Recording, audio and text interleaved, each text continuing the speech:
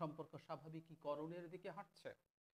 কিন্তু না, সম্প্রতি আরো দুটো ঘটনাকে আমি একত্র করে বলতে চাই যে তারা আবার নতুন করে মাঠে নামছে এবং তাদের খেলা, বাংলাদেশকে নিয়ে তাদের খেলার পরবর্তী পর্যায়ে জেনারেল উপেন্দ্র দ্বিবেদী তিনি কি মন্তব্য করেছেন? তিনি বলছেন যে পাকিস্তানের সেনাবাহিনী ও গোয়েন্দা সংস্থা আইএসআই এর সদস্যরা যদি বাংলাদেশে সফর করে থাকে তবে সেটা ভারতের জন্য উদ্বেগের। এর খবর ছড়িয়ে পড়েছিল যে পাকিস্তানের ভারতের সেনাপ্রধান হঠাৎ করে এমন মন্তব্য কেন করতেছেন? ভারতের সেনাপ্রধান মনে করতেছে বাংলাদেশে নাকি চিকেন নেকে পাকিস্তানের গোয়েন্দারা ঢুকেছে ভারতে হামলা করার জন্য। পাশাপাশি বাংলাদেশ নিয়ে আরো অনেক মন্তব্য করতেছেন। পাকিস্তান এবং ভারত, বাংলাদেশ এরা আসলে কি চাচ্ছে, বিশেষ করে ভারত নতুন করে বাংলাদেশের জন্য কি করতে চাচ্ছে এবং তাদের প্ল্যানটা কি, এই বিষয়ে নিয়ে গুরুত্বপূর্ণ আলোচনা করেছেন ডক্টর জাহিদুর রহমান বাবু এবং আরেকজন আলোচক। আলোচনা শুনলে বুঝতে পারবেন ভারত হয়তো বা নতুন কোনো চক্রান্তে পৌঁছেছে বাংলাদেশ নিয়ে।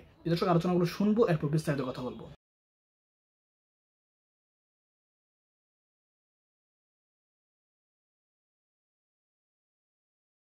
গত কিছুদিন বাংলাদেশ প্রসঙ্গে ভারতের এক ধরনের শান্ত মনোভাব দেখা যাচ্ছিল।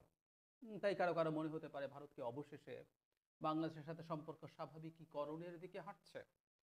কিন্তু না, সম্প্রতি আরো দুটো ঘটনাকে আমি একত্র করে বলতে চাই যে তারা আবার নতুন করে মাঠে নামছে এবং তাদের খেলা, বাংলাদেশকে নিয়ে তাদের খেলার পরবর্তী পর্যায়টা কি হতে যাচ্ছে, সেটাই কি করতে যাচ্ছে তারা, তার একটা ধারণা আমরা পেতে পারি। এবং যে খেলা তারা খেলতে যাচ্ছে বলা বাহুল্য, সেটার প্রেক্ষাপট তৈরি করা হয়েছে বেশ অনেক দিন থেকেই। খেলা তারা জিতবে কিনা ইটস ডিফারেন্ট ডিবেট, কিন্তু তার খেলাটা যাতে আমরা বুঝতে পারি, পড়তে পারি, এবং তারা প্রকাশ্যেই এই মেসেজগুলো আসলে আমাদেরকে দিচ্ছে এবং এই মেসেজের ভিত্তিতে আমরা আসলে আমাদের করণীয় ঠিক করা উচিত। যদিও আমি বহুবার বলেছি, আমি আবার বলবো, আমি যোগ করে দেখাবো, তাদের এই খেলার রসদ আসলে আমরা দেশের ভেতর থেকে অনেকে মিলে জুগিয়ে যাচ্ছি। দুটো ঘটনা ভারতের পররাষ্ট্র মন্ত্রণালয়ের যিনি ব্রিফ করেন, মিস্টার জয়সওয়াল, তিনি ব্রিফিং করেছেন। সেখানে আমাদের পররাষ্ট্র উপদেষ্টার সাথে ভারতের পররাষ্ট্র মন্ত্রীর যে বৈঠক, সেই প্রসঙ্গে সার্ক ইস্যু যখন এসছিল তখন তার ব্যাপারে কি কথা হয়েছে, মানে সার্কের পুনরুজ্জীবন নিয়ে কথা হয়েছিল। তখন ভারতের পররাষ্ট্রমন্ত্রী আমাদের পররাষ্ট্র উপদেষ্টাকে যা বলেছেন, তিনি তার মানে জয়সওয়ালের বক্তব্য অনুযায়ী ব্যাপারটা এইরকম: দক্ষিণ এশিয়ার সবাই জানে কোন দেশ ও তার কি ধরনের কর্মকাণ্ড সার্ককে কোণঠাসা করে রেখেছে। নিশ্চয় জানি এটা পাকিস্তানকে ইন্ডিকেট করা হয়েছে। তৌহিদ হোসেনকে জয়শঙ্কর এই কথাও বলেছেন, সন্ত্রাসবাদের স্বাভাবিকীকরণ করাটা বাংলাদেশের উচিত নয়। এই বাক্যটা আমরা খুব মন দিয়ে খেয়াল করি, সন্ত্রাসবাদের স্বাভাবিকীকরণ করাটা বাংলাদেশের উচিত নয়। এরপর আরো অনেকগুলো ইস্যু আছে, আমাদের সীমান্ত নিয়ে কথাবার্তা হয়েছে, সেগুলো আছে, এবং সংখ্যালঘু নিয়েও তাকে জিজ্ঞেস করা হয়েছিল। তারপর তিনি বলছেন গত কয়েক মাসে বাংলাদেশে সংখ্যাগুরুদের উপরে কি হয়েছে সে বিষয়ে সবাই অবগত। তার মানে ভারত যে ন্যারেটিভ তৈরি করার চেষ্টা করেছে যে সংখ্যালঘুদের উপরে কমিউনাল হামলা হয়েছে, সেই জায়গায় তারা এখনো আছে। তারপর তিনি বলছেন সংখ্যালঘুদের নিরাপত্তা নিয়ে ভারতের উদ্বেগ বারবার প্রকাশ করা হয়েছে। তিনি বলেন সম্প্রতি ওয়াশিংটনে যুক্তরাষ্ট্রের প্রেসিডেন্ট ডোনাল্ড ট্রাম্পের সঙ্গে বৈঠকেও ভারতের প্রধানমন্ত্রী নরেন্দ্র মোদী ওই প্রসঙ্গ উত্থাপন করেন। যুক্তরাষ্ট্রকে ওই বিষয়ে ভারতের উদ্বেগের কথা জানানো হয়েছে। তার মানে সেই ইস্যুটা তো আছেই। এবার আরেকটা পয়েন্ট একটু যোগ করব, এটার হেডলাইন হচ্ছে এরকম: বাংলাদেশে পাকিস্তানের সেনা গোয়েন্দা আছে দাবি ভারতীয় সেনা প্রধানের। আমরা মনে করতে পারবো কিছুদিন আগে ভারতের সেনা প্রধানরা সাধারণত এভাবে কথা বলেন না, কিন্তু বাংলাদেশ ইস্যুতে তিনি কথা বলার প্রসঙ্গে বলছিলেন বাংলাদেশের সাথে সম্পর্ক স্বাভাবিকীকরণ হতে পারে শুধুমাত্র একটা নির্বাচিত সরকার আসার পর। ভারতের সেনা প্রধানরা আরেকটা দেশের পররাষ্ট্রনীতি, তার অভ্যন্তরীণ রাজনীতি, সেই দেশের সাথে পররাষ্ট্র সম্পর্ক, এভাবে কথা খুবই নজিরবিহীন। কিন্তু তিনি বলেছেন, এবার তিনি আবার বলছেন, তিনি যা বলছেন, তিনি তার কাছে সব প্রশ্নের উত্তরে কি বলছেন সেটা বলি। প্রশ্নটা ছিল সম্প্রতি ভারতের সীমান্তবর্তী ও চিকেন নেক স্পর্শকাতর অঞ্চলে পাকিস্তানি সেনা ও গোয়েন্দারা গিয়েছিলেন, এ নিয়ে তিনি উদ্বিগ্ন কিনা। মানে তিনি জনাব উপেন্দ্র মিনিস্ট্রি চিফ, তিনি বলেন আমি একটি আলাদা দেশের ক্ষেত্রে সন্ত্রাসবাদের কেন্দ্রটি ব্যবহার করেছি, কেন্দ্র শব্দ, যেটা পাকিস্তানের ক্ষেত্রে। যদি ওই দেশের মানুষরা অন্য কোনো স্থানে যায় এবং সেটি আমাদের প্রতিবেশী হয় এবং বিষয়টির সঙ্গে আমরা সংশ্লিষ্ট থাকি, তাহলে আমি নিয়ে উদ্বিগ্ন হব। ভারতীয় সেনাপ্রধান বলেন বাংলাদেশের মাটি ব্যবহার করে পাকিস্তান যেন সন্ত্রাসী না পাঠাতে পারে সেটি চাওয়া থাকবে। তিনি বলছেন ওই মাটি ব্যবহার করে তারা যেন ভারতের সন্ত্রাসবাদী পাঠাতে না পারে। বাংলাদেশের সম্পর্ক ভালো আছে ইত্যাদি ইত্যাদি বলেছে।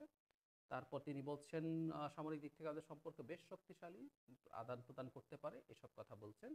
এবং শুরুতে তিনি বলেছেন এই রকম, বাংলাদেশে আইএসআইয়ের সেনা সদস্যরা এসেছেন বলে তিনি দাবি করছেন, এমনকি এই সেনা ও গোয়েন্দারা বাংলাদেশ ভারত সীমান্তবর্তী শিলিগুড়ি করিডোরের কাছে গিয়েছিলেন বলেও দাবি তার। মানে ভয়ঙ্কর অভিযোগ। তাহলে আমরা খেয়াল করি বাংলাদেশে প্রসঙ্গে পাকিস্তানকে এনে, সার্ক প্রসঙ্গে এনে পাকিস্তানকে এনে ভারতের যিনি পররাষ্ট্র মন্ত্রণালয়ে ব্রিফ করেন তিনি জানাচ্ছেন, তিনি বলছেন বাংলাদেশে সন্ত্রাসবাদকে স্বাভাবিকীকরণ যেন করে না ফেলে। এটা পাকিস্তানকে অ্যাকিউজ করেছেন এবং তার ইনএফেক্টিভ হওয়ার পেছনে তারা পাকিস্তানের সন্ত্রাসবাদকে দায়ী করেন। 2016 সালে পাকিস্তানের কোনো একটা জায়গায়, আমি উরি বোধ হয় এরকম, সেখানে একটা সন্ত্রাসবাদী হামলার পর তারা পাকিস্তানকে অ্যাকিউজ করে সার্ককে ইনঅ্যাক্টিভ করে ফেলেছে। এখন এবার একটু আসি আমরা যে সামনে বাংলাদেশের ঝুঁকি কি, কিন্তু সম্প্রতি এটার সাথে জুড়ে দেব যারা মোদি এবং ডোনাল্ড ট্রাম্পের যে বৈঠক হলো কয়েকদিন আগে আমেরিকাতে, সে তারপর যে ব্রিফিং হয়েছে এবং জয়েন্ট যে কমিউনিকে হয়েছে, সেখানে মানে ক্রস বর্ডার যে টেরোরিজম, মানে পাকিস্তানকে ইন্ডিকেট করে বলা হচ্ছে সেটা যেন পাকিস্তান বন্ধ করে। নট অনলি দ্যাট, মুম্বাই হামলা যে হয়েছিল, মুম্বাই অ্যাটাকের একজন আসামি আমেরিকায় ছিলেন, তাকে ভারতের হাতে হস্তান্তর করা হয়েছে, সেটার বিচার জয়েন্ট কমিউনিকেতে চাওয়া হয়েছে এবং ওটার সাথে পাঠানকোট যে হামলা হয়েছিল সে দুটো। তার মানে পাকিস্তান একটা সন্ত্রাসবাদী দেশ, পাকিস্তান সন্ত্রাসবাদ উস্কে দেয়, এই ধরনের আলাপ এনে তারা দুটো দেশ এগুলো বন্ধ করার দাবি করছে এবং এগুলো একসাথে ফাইট করার কথা বলছে। তার মানে পাকিস্তান একটা সন্ত্রাসবাদী দেশ, পাকিস্তানে ইসলামিক এক্সট্রিমিজম আছে এবং সেই রিলেটেড টেরোরিজম আছে, সেটা এখন ভারতের পররাষ্ট্র মন্ত্রী আমাদের পররাষ্ট্র উপদেষ্টাকে জানাচ্ছেন যে বাংলাদেশও যেন এটা স্বাভাবিকীকরণ না করে ফেলে। আবার বাংলাদেশের মাটিতে পাকিস্তানের গোয়েন্দারা আছেন, সেনা গোয়েন্দারা আছেন, এমনকি তারা ভারতের চিকেন নেকের কাছাকাছি পর্যন্ত পৌঁছে গেছেন, এরকম দাবি করছেন ভারতের সেনাপ্রধান। এবার আশা করি খেলার পরবর্তী পর্যায়টা আমাদের কাছে স্পষ্ট হয়েছে। বাংলাদেশে এখন পাকিস্তানি টেরোরিজমের ঘাঁটি গাড়ছে এবং বাংলাদেশ থেকে ভারতের অন্যান্য অঞ্চলে, এই অঞ্চলে একদিকে তো তার সেদিকের বর্ডার আছে, এখন উত্তর পূর্বাঞ্চলীয় রাজ্য বা সেভেন সিস্টার্স বলি বা পশ্চিমবঙ্গ সংলগ্ন এই এলাকাতে পাকিস্তানের যে সেনা সদস্যরা, সেনা গোয়েন্দারা তাদের ভাষ্য মতে বাংলাদেশের মাটিতে আছেন এবং এই অঞ্চলেও তারা এখন একটা ডিফারেন্ট ফ্রন্টে টেরোরিজম শুরু করবেন। এটা হচ্ছে তাদের ন্যারেটিভ, আরেকটা ক্রস বর্ডার টেরোরিজম। আমি বহুদিন থেকে একটা কথা বলছিলাম যে বাংলাদেশে ধর্মীয় উগ্রবাদের প্রসার ঘটছে, এই ধরনের বয়ান তৈরি করার মতো বেশ কিছু ঘটনা ঘটানো হয়েছে, এগুলো পরিকল্পিত এবং আমাদের সরকারের অথর্বতা, অক্ষমতা এই বয়ানকে অ্যাস্টাবলিশ হতে সাহায্য করেছে। মাজারে হামলা সংখ্যাটা এখন 85-র মতো, একের পর এক মাজারে হামলা হয়েছে এবং ইসলামিক এক্সট্রিমিস্ট যেসব গ্রুপ এই ধরনের সকল জিহাদিস্ট কর্মকাণ্ড করে, তারা এই মাজার কনসেপ্টে বিশ্বাসী নয়, তারা এগুলোর বিরুদ্ধে দাঁড়াবে। সুতরাং এটা এই ন্যারেটিভের পার্ট, এটাকে হেল্প করে। লালন মেলা বহু জায়গায় বন্ধ হয়েছে, বাউলদেরকে বহু জায়গায় গান গাইতে দেওয়া হয় নাই, বিভিন্ন রকম মেলা বন্ধ হয়েছে, সাংস্কৃতিক অনুষ্ঠান বন্ধ হয়েছে। বই মেলাতে এমন একজন লেখিকার, তিনি বিতর্কিত কিন্তু ওনার নিষিদ্ধ নয় এমন বই বন্ধ করে দেওয়া নিয়ে নানান বড় ধরনের হুজ্জতি হয়েছে, হাঙ্গামা হয়েছে, ট্র্যাপ হতে পারে কিন্তু তারপর হয়েছে। একই সাথে অভিনেত্রীরা শোরুম উদ্বোধন করতে পারছেন না, মেয়েদের ফুটবল খেলা হয়নি। মানে আমরা যদি হিসাব করি সংখ্যাগুলো অনেক হিসেবে দাঁড়িয়ে যায়। বিভিন্ন জায়গায় এই ধরনের ঘটনা ঘটেছে, ঘটানো হয়েছে, স্পষ্টভাবেই ঘটানো হয়েছে। এখন বাংলাদেশে দিনের পর দিন এখন যদি আমরা সব ঘটনাগুলো একত্র করি কয়েকশো ঘটনা পাবো, এক একটা এক এক রকম, যেগুলো আসলে ওই ন্যারেটিভকে, যে বাংলাদেশে ইসলামী মৌলবাদ, ইসলামী এক্সট্রিমিজম মাথা চাড়া দিচ্ছে। এর সাথে আমরা যোগ করব শেখ হাসিনার পতন এবং পালিয়ে যাওয়ার পর থেকে বাংলাদেশে বিভিন্ন মিছিলে, বিভিন্ন সমাবেশে কালেমা লেখা কালো পতাকা, যেটা দায়েশের পতাকা বলে প্রতিষ্ঠিত হয়েছে, বিরাট বড় পতাকা দিয়ে স্টুডেন্টরা মিছিল করেছে। চক্রান্ত আছে, বহু জায়গায় কেউ জানতো না, হাতে দিয়ে গেছে, অনেকে সরল বিশ্বাসে সরল মনে কলেমা লেখা পতাকা বলে সেটা উড়িয়েছেন, সেটা ধরেছেন। কিন্তু এই ছবিগুলো ছড়িয়ে পড়েছে চারদিকে, বিভিন্ন দিকে। সুতরাং এই ঘটনাগুলোর জন্য আসলে ঘটানোর চেষ্টা হয় এবং মুহূর্তে সেগুলো ভারতের মিডিয়া লুফে নেয়, সেগুলো ছড়িয়ে দেয়, সেগুলো চলতে থাকে, ক্রমাগত চলতে থাকে।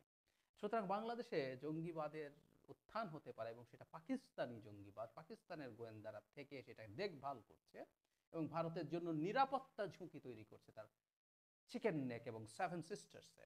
এবং আমি সাথে যোগ করব, বাংলাদেশে দাঁড়িয়ে বাংলাদেশের বাইরে থেকেও কেউ কেউ চিকেন নেকের গলা টিপে ধরবো, ভারতের সেভেন সিস্টার্সের খবর করে দেব, এই আলাপ টালাপ বহু হয়েছে, রেটরিকলি হলেও প্রচুর এই আলাপি স্লোগান বাংলাদেশ থেকে দেয়া হয়েছে। সুতরাং সবকিছু আমরা যদি যোগ করি তাহলে দেখা যাবে ভারত এখন তার মানে এখন বাংলাদেশের অভ্যন্তরে না, ভারতের মধ্যেও একটা স্পিল ওভার হতে যাচ্ছে, ক্রস বর্ডার টেরোরিজম ভারতের এখন এই বর্ডারেও শুরু হতে পারে, পাকিস্তান পেট্রোনাইজড এবং বাংলাদেশ সেটার পার্ট হচ্ছে, এই ন্যারেটিভ হচ্ছে এখন সামনে।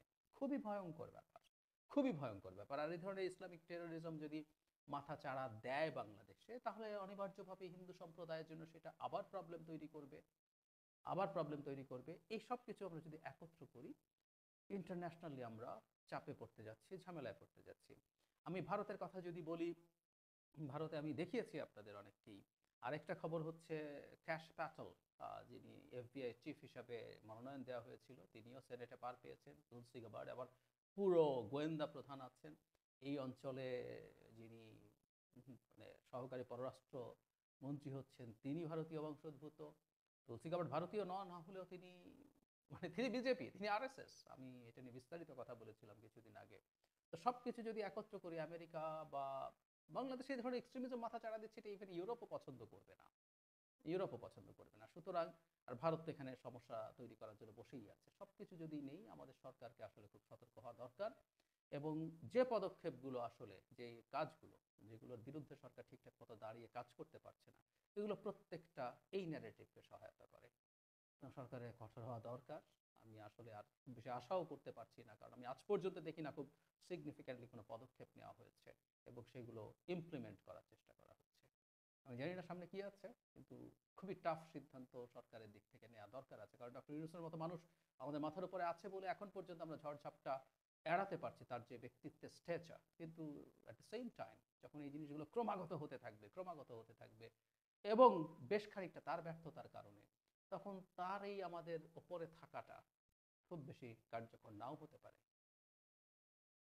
আসসালামু আলাইকুম দর্শক, এ কথা তো সত্য যে নিঃসন্দেহে মোদী সরকার এবং ডক্টর ইউনূস সরকারের মধ্যে সম্পর্কের উপরে নির্ভর করছে দুই রাষ্ট্রের সম্পর্ক, এবং দুই সরকারের পক্ষ থেকে বা কূটনৈতিক পর্যায় থেকে মাঝে মধ্যে আমাদের সামনে এমন একটি বিষয় উপস্থাপনের চেষ্টা করা হয় যে না, সম্পর্ক শিথিলতা থেকে উষ্ণতার দিকে যাচ্ছে। আসলে কি তা ঠিক?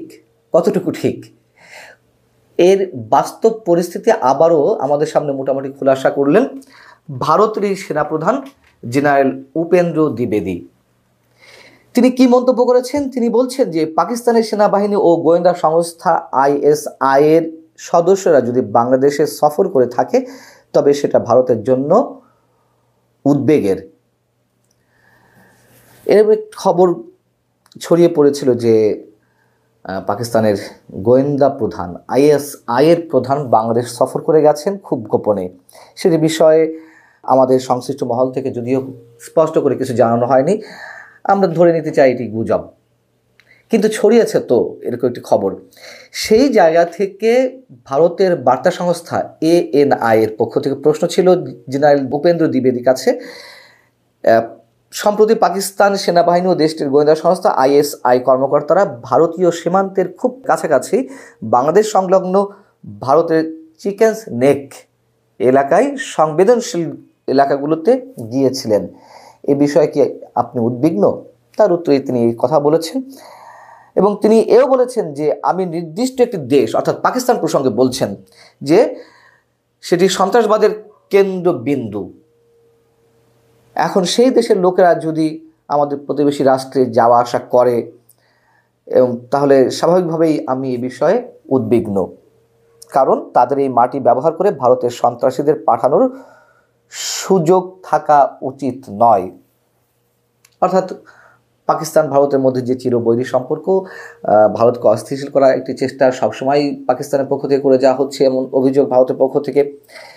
যেটি হোক না কেন, প্রথম প্রশ্ন হচ্ছে যে এই ধরনের মন্তব্য জেনারেল দ্বিবেদী বা উপেন্দ্র দ্বিবেদী করতে পারেন কিনা। বাংলাদেশের মাটি ব্যবহার করে পাকিস্তানের সন্ত্রাসীদেরকে বা যে কোনো সন্ত্রাসীকে ভারতের মাটিতে পাঠানো হতে পারে, কেন এই মন্তব্য তিনি করছেন? এর আগে কি এ ধরনের কোনো ঘটনা ঘটেছে? বরং KNF এর যিনি প্রধান নাথান বম, তিনি তো মিজোরামে লুকিয়ে আছেন, আত্মগোপনে আছেন, এটি ওপেন সিক্রেট। নাথান বোম ভারতের মিজোরামে বসে বাংলাদেশে পাহাড়ি এলাকায় সব ধরনের সন্ত্রাসী তৎপরতা চালিয়ে যাচ্ছেন। এ বিষয়ে তো তাদের কোনো উদ্বেগ নেই, উৎকণ্ঠা নেই বা কোনো ধরনের তৎপরতা নেই নাথান বোমকে আটকের বিষয়ে। দ্বিতীয় কথা হচ্ছে যে আমি তর্কের খাতিরে বলছি, পাকিস্তানের সেনাবাহিনীর সদস্যরা কিংবা ISI এর প্রধান যদি বাংলাদেশে এসেই থাকেন, তাহলে এত আপত্তি হবে কেন? যদিও পাকিস্তানের সঙ্গে বাংলাদেশের যে এখন একটি ভয়ঙ্কর উষ্ণ সম্পর্ক প্রতিষ্ঠার চেষ্টা আমরা দেখছি, সেটি আমাদের জন্য উদ্বেগের, নিশ্চয়ই উদ্বেগের, কিন্তু আমি শুধু তর্কের খাতিরে প্রশ্ন তুলছি। ভারতও আমাদের জন্য কম উদ্বেগের ছিল না, এবং ভারতের সেনা সদস্যরা কিংবা ভারতের গোয়েন্দা যে প্রতিষ্ঠান রয়ের কর্মকর্তাও তো বাংলাদেশে অসংখ্যবার আসা যাওয়া করেছে। তারা যদি এইভাবে বাংলাদেশে প্রভাব বিস্তার করার জন্য আসা যাওয়া করতে পারেন, তাহলে পাকিস্তানের সদস্য এখন আসবেন না। হ্যাঁ, তাদের জায়গা থেকে তাদের উদ্বেগ উৎকণ্ঠা থাকতেই পারে। আমি শুধু প্রশ্ন তুললাম যৌক্তিকতার জায়গা থেকে। এবং জেনারেল উপেন্দ্র দ্বিবেদীর মন্তব্যের পক্ষে তিনি আরও যুক্তি দিতে পারেন যে 10 ট্রাক অস্ত্র মামলায় 6 আসামিকে খালাস দেয়া হলো, প্রধান আসামি লুৎফুজ্জামান বাবরকে খালাস দেয়া হলো, অনেকের শাস্তি কমানো হলো, এবং তার মধ্যে সবচেয়ে বেশি উদ্বেগজনক যেটি ভারতের বিচ্ছিন্নতাবাদী সংগঠন উলফার নেতা পরেশ বড়ুয়ার যে মৃত্যুদণ্ড হয়েছিল, সেটি সর্বোচ্চ আদালতের রায়ে সেই মৃত্যুদণ্ড থেকে তাকে যাবজ্জীবন কারাদণ্ড দেওয়া হয়েছে। এই জায়গা থেকে ভারতের উদ্বিগ্ন হওয়ার যথেষ্ট কারণ রয়েছে। এবং যে ভয়ঙ্কর অস্ত্রগুলো এসেছিল, কী উদ্দেশ্যে এসেছিল, কেন এসেছিল, কারা এনেছিল, এ নিয়ে তো নানান ধরনের কথা লোকমুখে প্রচলিত আছে। সেই জায়গা থেকে ভারতের এই উদ্বেগের, আমি আপাতত উদ্বেগ থাকার কোনো কারণ নেই সে কথা বলছি না, যথেষ্ট উদ্বেগ থাকতে পারে।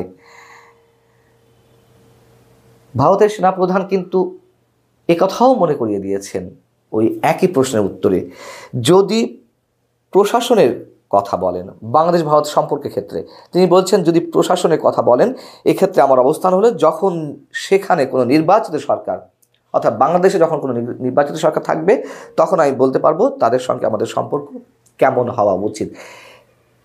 কেমন হওয়া উচিত শুধু এটিই নয়, আর এ ধরনের মন্তব্য ভারতের সেনাপ্রধান নতুন কেবল করলেন না, এর আগেও তিনি বলেছেন যে বাংলাদেশে নির্বাচিত কোনো সরকার এলে তখন কেবলমাত্র বাংলাদেশ ভারতের সম্পর্ক গড়ে উঠতে পারে। অর্থাৎ আবারও প্রমাণিত হলো যে বর্তমান অন্তর্বর্তী সরকারকে, ডক্টর ইউনূস সরকারকে ভারত কোনোভাবেই মানতে পারছে না, এবং তারা যত যাই করা হোক মানবে না।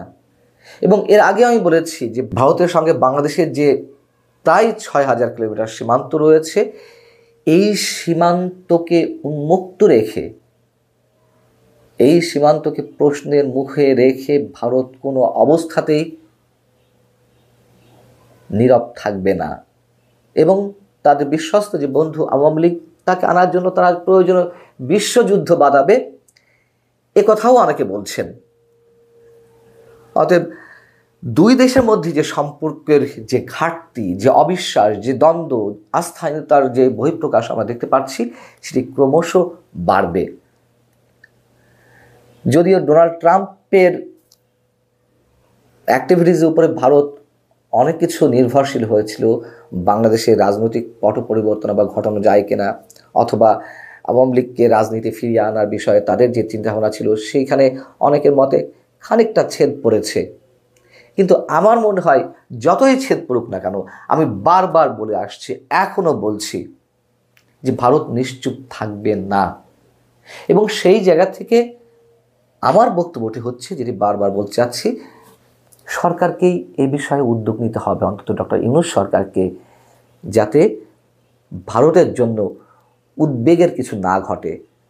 পাকিস্তানের সঙ্গে আমাদের সম্পর্কের স্বাভাবিক। দর্শক, আলোচনা শুনেছেন, সার্বভৌম কথা হচ্ছে ভারত আমরা দেখেছিলাম মনে হয় থেমে গিয়েছে, বাংলাদেশে চক্রান্ত করবে না বা মন্তব্য করবে না, কিন্তু তারা তাদের কার্যক্রম চালিয়ে যাচ্ছে, তাদের যে কথাবার্তা, তাদের ষড়যন্ত্র সেগুলো করে যাচ্ছে। মোট কথা ভারত কোনোদিন থামবে না। এই জন্য ভারতকে নিয়ে আমাদের সরকারের সবসময় একটা বাড়তি সতর্ক থাকতে হবে। আর এটাই আমি বলি ভারতের সেনাপ্রধানের বক্তব্যে বা ভারতের এই সমস্ত কর্মকাণ্ডে আমি মনে করি এটাই সিদ্ধান্ত হওয়া দরকার।